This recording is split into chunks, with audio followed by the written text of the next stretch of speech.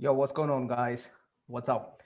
So, in this video, that I want to talk about something that's been bothering me for a while. A lot of people been asking me. I mean, not necessarily bothering. I just want to say that something that I got a lot of messages saying, what should I be doing for the vegan diet if somebody wants to take up a vegan lifestyle. So, how exactly should I be proceeding with it? In case if they just suddenly stopped it, or due to their it could be several reasons, could be number of reasons as to why people are going for vegan, or they're like naturally born vegan. So what are the best possible options that they can go for it, so that they can still try to stay fit, stay healthy, and things like that. Okay, so without further ado, let's just kick in, and let's start. Cool. So number one we need to understand is,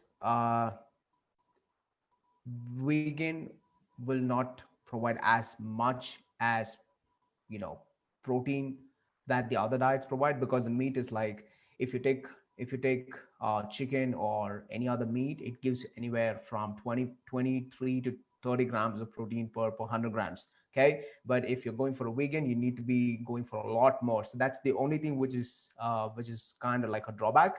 So you would be able to do it, but it's just that you need to eat a lot more on specific types of food. Okay, which I'll be covering it a little more in detail. Okay, so first one is understanding the basics as to what is the approach that we need to take. Okay, so as a basic rule, you need to be eating frequently. Okay, how are we going to approach this? Certain, as there's nothing different when it comes to the meat eaters or the non-meat eaters. Is not much difference, but it's just that the protein requirement is comparatively less when it comes to veganism.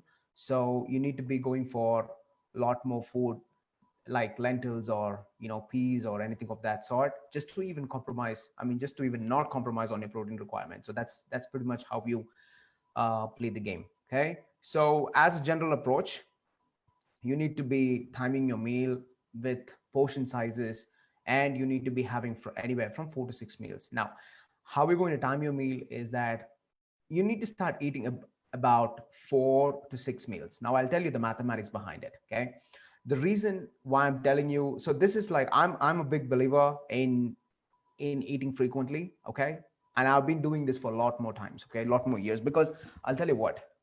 So when I was actually starting off with this journey a few years ago, okay, so the number one benefit that I got, okay, so the number one benefit that you will see, the first and foremost changes that you will be able to see is, guys, I want to remind you that I might not be able to see your comments, but I'll try to be, with your comments. Okay. So anyway, just getting back to it. So the moment you split up your meals, you would be able to be in a position to up your metabolism. Okay, metabolism is nothing but your energy expenditure. Okay, so if you're having frequently, and 6 meals is a ratio that I'm giving, and if you're a woman, you can go for like 5 meals. Okay, with a gap of 3 to 3.5 hours. Okay, so this is nothing but the regular digestive time for any food to just go off. Okay, so how is it being timed is like, so we all asleep for about 6 to 8 hours. Okay, that leaves us with 16 to 18 hours. Okay, so 18 hours divided by 6 is like pretty much, just gives you the number of meals that you need to eat. Now, why am I saying you need to eat about frequently? Is that you need to tell your body, you need to communicate your body, saying that there is a regular supply of food, so there's no need to store fat. Okay, the traditional 3 meals is actually being done for custom purpose. Okay, because it's just, you need to suit a lifestyle. It's not kind of getting um convenient in that regard, if I can put it that way, because whatever happens, we are stuck, or not, no, I can't say we are stuck, but we are at one place for about 9 hours, 10 hours, like especially the job. So this was like pretty much, just suited for that kind of lifestyle. We are like, we're going for a job, we have work, and then so that's how it is. So if now you will be able to make an adapt your time, adapt your lifestyle towards that kind of situation where you would be able to get it. Because I mean, that's what's more important, right? I mean, health is like, there's nothing more than that. So time it, get your metabolism up, do it for about a week or two, and then you will be able to get your metabolism up. That means you're going to be like a fat burning machine. Okay, so you have to be in a very anabolic state, and then the only way to do is like you do a lot of protein, and then time your meals, eat frequently. So again, I want you to have it in small portions, small as in like I want you to weigh anywhere from 400 to 500 calories per meal. Okay, so that's about it. I mean, I don't want you to be going too stringent about cutting the calories or looking after the calories and counting and all of that. I don't want you to do that, but as a basic thumb rule, I just want you to just take a look at the portion size and then make sure that it's not like a huge as meal. Okay, that's not the way to approach it. So that's pretty much it with the portion. Now, like I mentioned, 4 to 6 meals. I mean, if you're a woman, keep it like 4 to 5 meals, and if you're a male, keep it from 4 to 6 meals a day. Okay, so it is only difficult only when you get start adapting towards this lifestyle, but once you get into it, and it's a piece of a cake. It's not a big deal. But the only problem with the vegan food type is nothing but there is a lot of food that is readily available, and more than 70% is like super processed. So we tend to just get into it if we don't plan it right. So you need to plan it, and that's why I'm asking you to time the meal. So when you time it, you have a lot of planning goes behind the scene. So when you get into the planning mode, you actually time your meal, and then they say, even when you're like consuming your first meal or second meal, you will be able to be in a position to say what exactly your next meal is going to be, and you have it ready. You don't have to go and cook at that point. That's what the predominant mistake what most of us do. I mean, everybody does it, because and then they fail, right? So most of us kind of skip the breakfast, which is like a crime. Okay, you skip the breakfast and you directly go for the lunch, and you kind of have a heavy lunch. This is especially on a typical scenario where we have the job scene, right? What And then we load a heavy heavy meal over there for lunch. It was somewhere around 12:30, something like that. So this is like a direct fasting after your last night's dinner. So there's like a huge gap after that meal, and then you're going for the lunch directly, and you're just massively loading, which is anywhere it's going to take about, let's say if you're having a full as noodles, excuse me, full noodles, just giving you a example, that's going to take up anywhere from 800 to 1000 calories. Okay, or if you're just going for lasagna or pasta, that's going to be up to like 1200 calories. Okay, so where is 500, 400, 500 calories per meal, or you're just shooting at one shot, okay, just doing it at one shot in one sitting. Now what happens is like that's going to go into system and wreck your system for a while, and then you're not even having your snack, or you're straightly going out to the dinner. Now your dinner you're having about 6:37.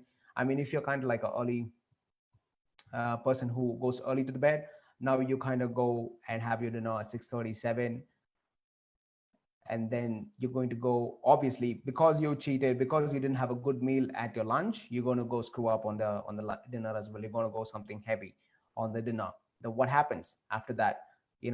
Around 8, 9, 10, I don't know, if you're feeling hungry, if you might even snack and then go to bed. So the whole day is being wrecked up. So your body is producing enough amount of insulin. There's no chance of burning fat. I mean, not one bit. Okay, so these are like the small mistakes that people are doing.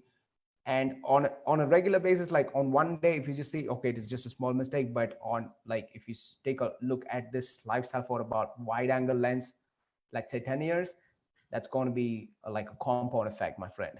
Okay, that's not a good thing to be. Anyway, that's that. So okay, cool. The next one, want to just get into the nutrients. So what are the types? So this is the major confusion where people are having as to what is the type of food. If I'm a vegan, what are the food choices that I can go for? Okay. So first one is the lean protein. Now, where I'm going to get the lean protein? This is the major problem where people are actually facing, because on a regular basis, they won't be able to just go for the protein source, and it's kind of like, it tend to derail from that plan. So You can just go for the beans, nuts. I mean, nuts has got a lot of fat, but at the same time, it's got protein. But I'm also covering that in here. So just keep watching. Okay, you got legumes, you got seeds, you got like sunflower seeds, and some of you might even have like eggs, and some of you like pure vegan. So if you don't want eggs, that's cool. But if you're just still an egg eater, just go for it. Okay, eggs are like great option for your breakfast if you're into that kind of thing. Tofu, obviously low fat tofu, and then milk, you can just have it like a skim milk. This is especially if you're going for the dinner, I would say just go for the milk. If you're running out of options, that would be a good choice. If not, don't mix it up with something else. That's what I would say. Yeah, that's up with lean protein. Now, non-starchy vegetables. So I have put this in order. I want you to just go with in on the same order. So even when you're eating, even when you have planned your meal, like you have it in front of you, so this is the exact order that I want you to follow, so that it makes a better, you know, digestive process, if I can put it that way. Okay, so first you eat the protein, and then next you eat the vegetables, and then eventually you just go for the carbohydrates and then grains or whatever.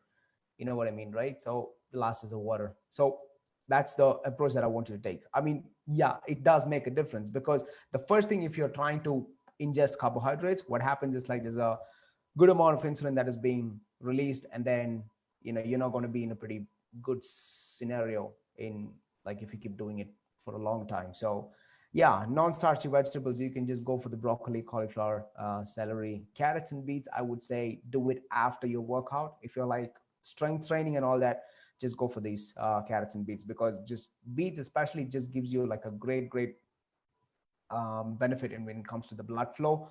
So just go for that.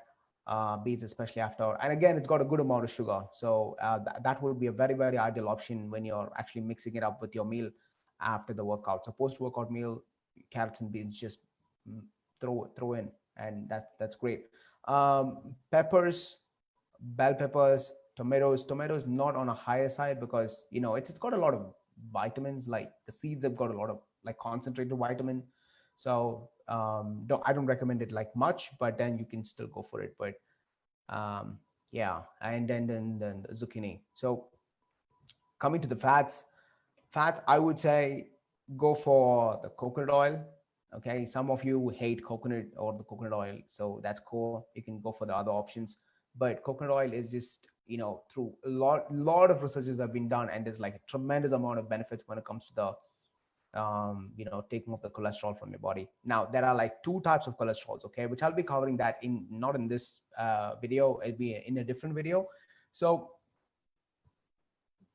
through the researches, it has been confirmed, not just one or two, like a tons and tons of researchers have already told us that coconut oil is one uh, king in terms of taking off your bad cholesterol. So it's been proven science. So just go for the coconut oil. Now, how do you use it? Don't use it to fry and things like that. Maybe you use a teaspoon, just gulp it up, or you can use it in the coffee. I mean, it might just sound weird, but then the fat and coffee is like the day spray thing, the bulletproof coffee. So that's kind of like so if you want to just go for the workout, especially in the morning, you can do it with the coffee and coconut oil. It just gives you like enough amount of energy from the caffeine and the fat. So that's pretty much on a better side. Flaxseed, again, flaxseed oil, you can use it, but if you want to use a flaxseed, just soak it in the water and then drink it up in the morning. Again, it just gives you a lot of good fats. Okay, omega-3, of course. Nuts, any nuts, but just the cashew, just keep it to the bare minimum. But rest of the nuts, keep it from 15 to 20 grams, I'd say, in a day. 15 to 20 grams is a very ideal option in terms of your nuts, because also you're ingesting oil, or other nuts, or olive oil, butter, or you can even just, if you are egg gator, you'll also be going for yolk. So there is a yolk ingestion as well. So in that regard, comparing to that, just keep your nuts to 15 to 20 grams a day. That's about it. Avocados are great for the morning, but then it's not, considering that it won't be available all the time. So I would just keep it as a last option. If it is there, it's great. Goes well with toast or eggs or anything. But then, it's kind of like that. But don't make a mistake of using that in the sugar.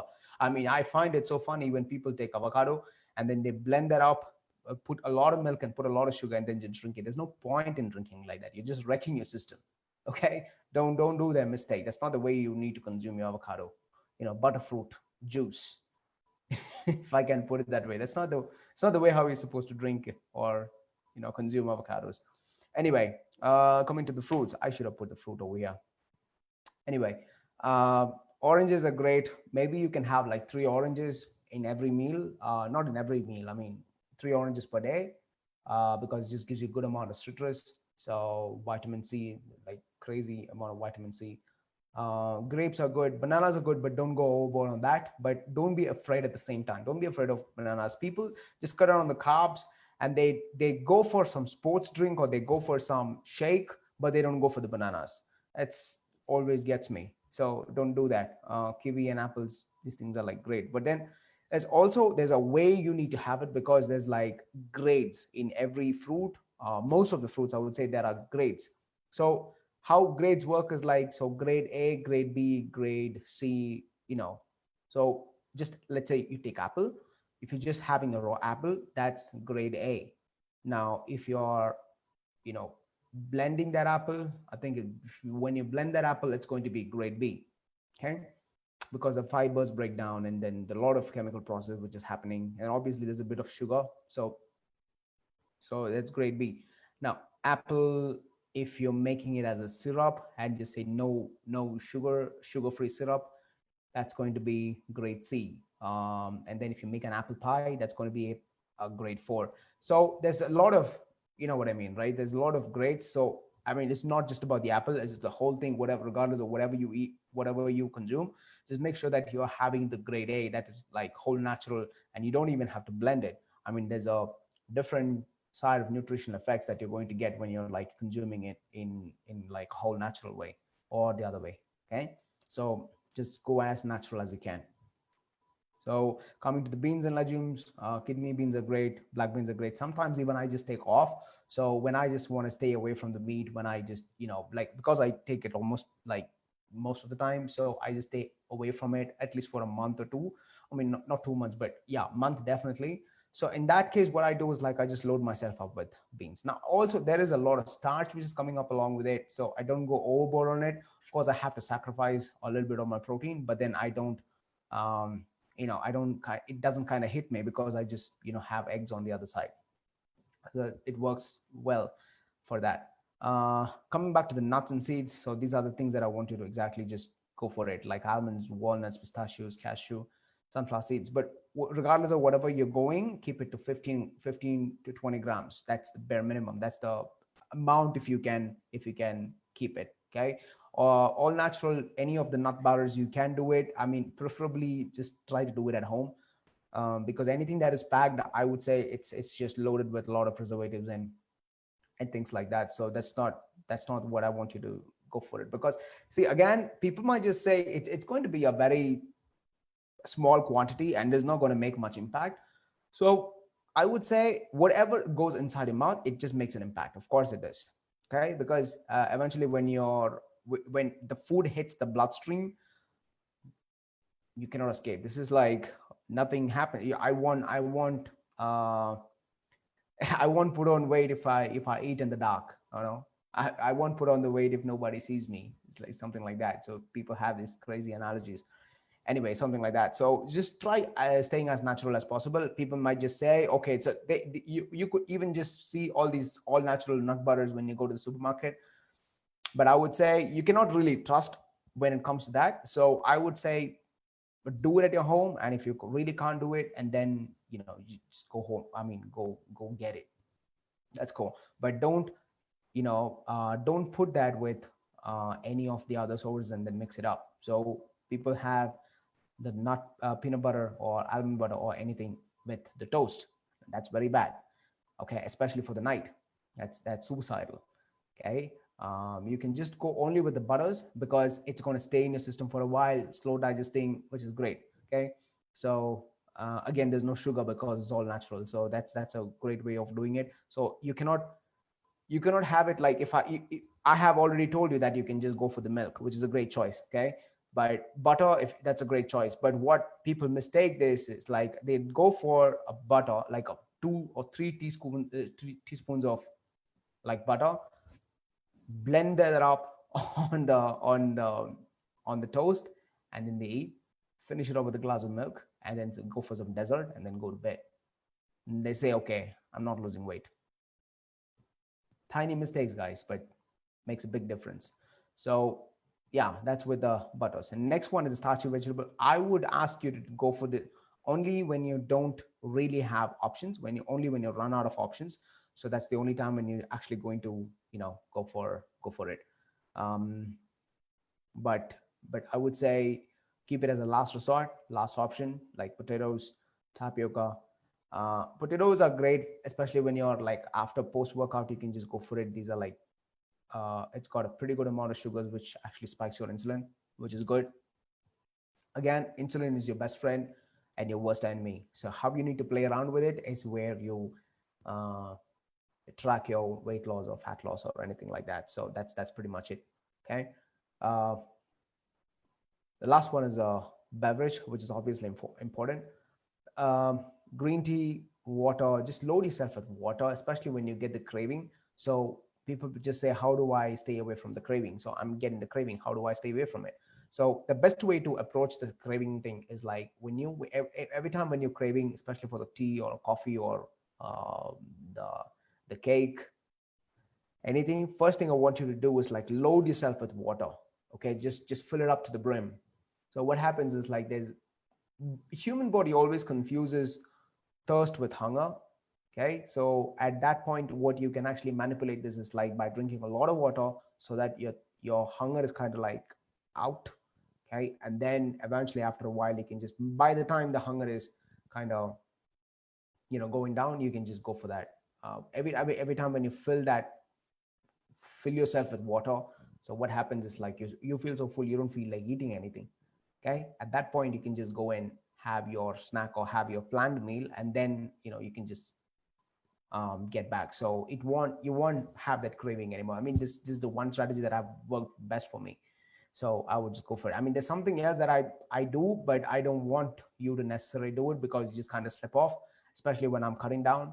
What I do is like if I really feel like eating anything, especially the chocolate ice creams, what I do is like go to supermarket when I'm actually going for the shopping, go to supermarket, pick up the ice cream that I want, and just keep it in front of me, and I'll look at it. I just don't look at it, but I fall into it. Not literally, but then you know what I mean. Okay, I just look at it, like trying to visualize everything that I can do with the ice cream, like eating and then taking it and just going inside. So everything that I visualize it, and then I just kind of keep it back. So at that point, it worked for me. Not necessarily it has to work for you. So just be cautious about that. So that is pretty much it with the craving thing. So these are the great options when it comes to the water and healthy beverages. Okay, green tea, you can throw it maybe once or twice, like 2 cups every day. I don't do it, especially when you want to put on the weight. I don't recommend you to do that. But if you want to cut down, you can definitely go for the green tea because I mean it's got pretty good amount of antioxidants. So it just kind of helps you. It wouldn't, don't have the wrong concept of green tea will help you burn fat. No, it wouldn't, but it will help you with your metabolism. Okay, so it gives you a little bit of extra edge when it comes to your fat loss journey, but not necessarily green tea is going to burn your fat. It won't. Okay, just get that right. Coffee, you can definitely use it, not the regular coffee that we drink, I mean with the milk and with the sugar and all that. Just go for the black espresso, especially. You can have it in the mornings before the workout. I mean, not just about in the mornings, because if you want a lot of energy, you can go for it. If you don't, kind of, if you have enough energy with you, then good. Don't go for the coffee at that point. Just have it like maybe one, because some of us have the caffeine intolerance. So I would say keep it to 1 cup just before the workout is like a great option. Just go for it and then finish your workout. So that'll be it.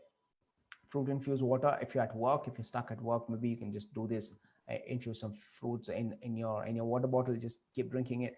Again, just doesn't kind of gets boring as water because you cannot keep drinking the water all the time, but this has got some flavors, got some a little bit of taste in it, so you can definitely go for it.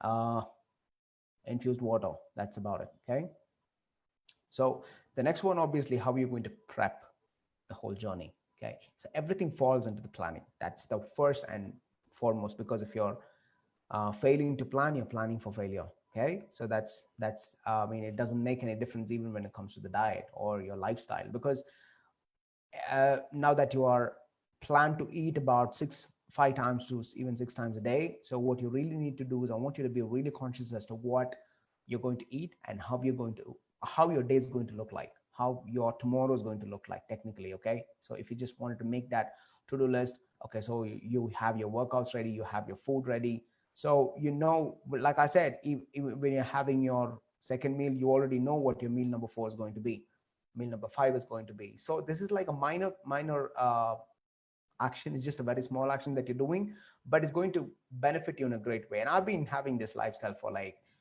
six yeah, somewhere around 6 years.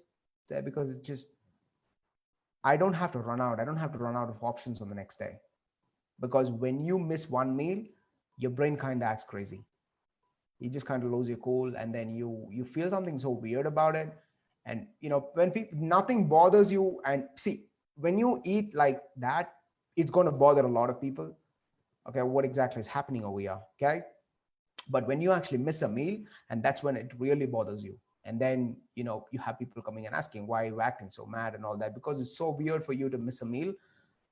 So I would say do the planning, the to-do list, and then obviously have to do the weekly and daily prep, because weekly is mostly like the cooking aspect. I mean, obviously you got to do that on the daily resume, but weekly you can do the prep of probably shopping plan, or more like a planning or the execution, regardless.